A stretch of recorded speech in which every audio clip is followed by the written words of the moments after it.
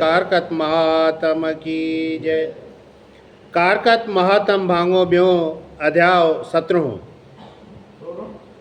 आहोई विरत ऐं देवीअ जी उपासना जी कथा।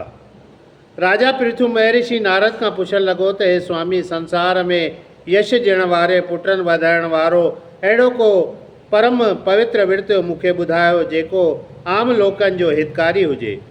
महर्षि नारद चवण लॻो त हे राजन, आहोई देवीअ जो विर्त महाफलदायक आहे। राजा पृथु चवण लॻुसि त हे नारद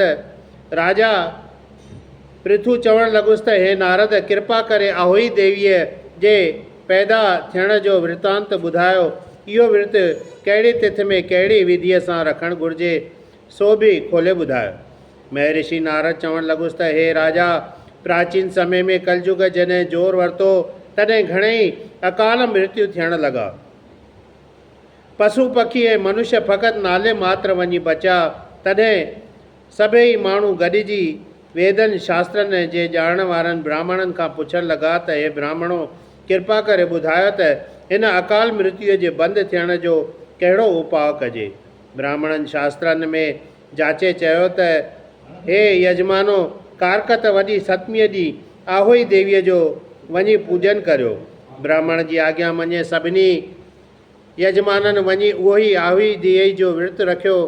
हिकिड़े मालीअ जे स्त्रीअ बि विधीअ अनुसार इहो विर्त रखियो। जंहिं करे काली महाकाली प्रसन्न थी सभिनी खे दर्शन ॾेई चवणु लॻी त हे मुंहिंजा सेवको, तव्हां ते हीअ आपदा छो आई आहे?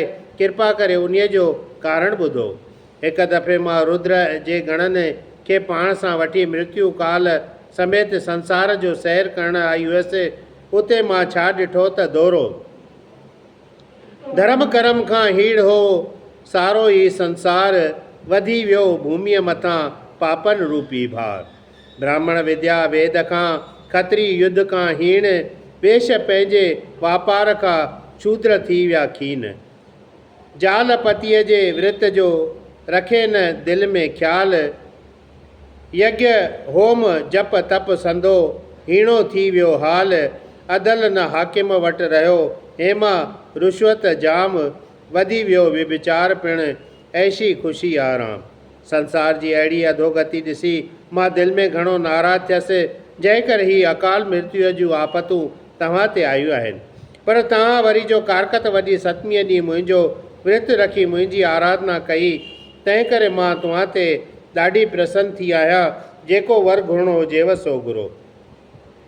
देवीअ खे पाण ते प्रसन्न ॾिसी सभई माण्हू हथ जोड़े विनंती करण लॻा त हे देवी, दोरो ॾुकर पवे न ॾेह में, आफ़त थिए सभु नास, रोग सोग मिटिजी वञनि, करे वेनंती दास।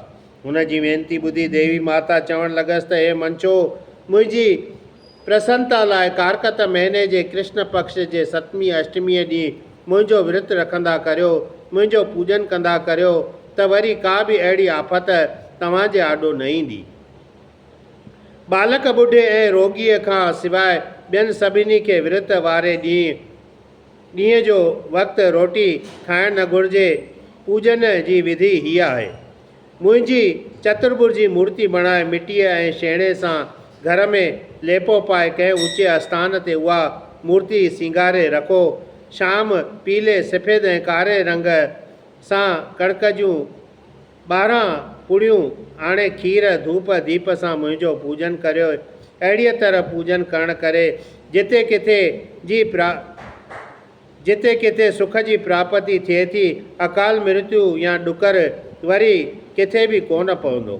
देवीअ जे वातां इहे मन मोहींदड़ शब्द ॿुधी उहे मालीअ जी स्त्री देवीअ माता खे हथ जोड़े चवण लॻी त हे पाप नाशनी, असां जात वारनि जी बि रखिया कर।